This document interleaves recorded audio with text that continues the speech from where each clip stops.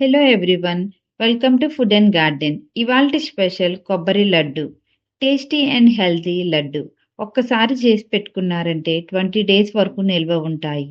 ఇక కొబ్బరి లడ్డూని ఎలా చేయాలో చూసేద్దామా మరి. నేను 3 కొబ్బరికాయలు తీసుకున్నాను. కొబ్బరి లడ్డూకి మరీ లేత కొబ్బరికాయ తీసుకుంటే లడ్డు త్వరగా పాడవుతుంది. అలా అని మరీ ముదురు కొబ్బరికాయ తీసుకుంటే పిప్పిలా ఉంటుంది. మీడియంగా ఉన్న కొబ్బరికాయ అయితే లడ్డూకి బాగుంటుంది. కొబ్బరిని ఇలా చిన్నగా తురుముకోవాలి.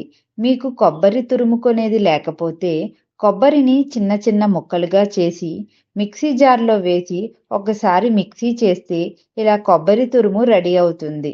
ఇప్పుడు కొబ్బరిని కొలుచుకుందాము.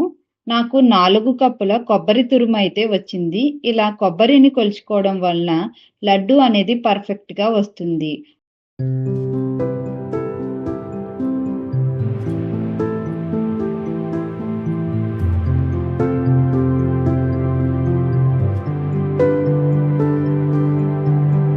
అలాగే బెల్లాన్ని కూడా మనం తురిమి తీసుకోవాలి.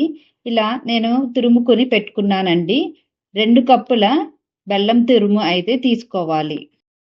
4 కప్పుల కొబ్బరి తురుముకి 2 కప్పుల బెల్లం తురుము ఎగ్జాక్ట్గా సరిపోతుంది. ఇప్పుడు ఈ కొబ్బరి, బెల్లం బాగా కలిసేలాగా చేతితో బాగా కలుపుకోవాలి.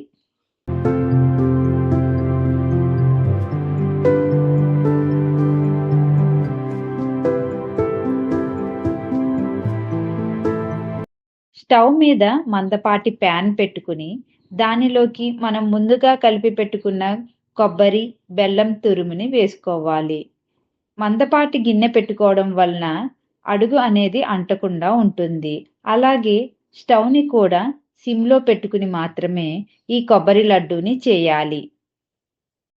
దీనిలోకి ఒక చిటికెడు ఉప్పు వేసుకోండి. ఇలా ఉప్పు వేసుకోవడం వలన మనం చేసుకునే స్వీట్ మరింత రుచి వస్తుంది. స్టవ్ని సిమ్లో పెట్టి మూత పెట్టుకోవాలి. మధ్య మధ్యలో తిప్పుతూ ఉండాలి, లేదంటే అడుగు పడుతుంది.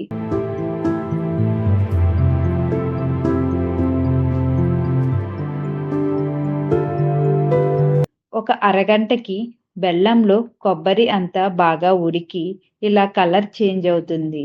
దీనిలోకి ఒక స్పూన్ యాలకుల పొడి వేసుకోవాలి. ఈ యాలకుల పొడి వేయడం వలన కొబ్బరి లడ్డూకి మంచి ఫ్లేవర్ వస్తుంది. ఇలా ఈ కన్సిస్టెన్సీలోకి వచ్చిన తరువాత స్టవ్ని ఆఫ్ చేయాలి.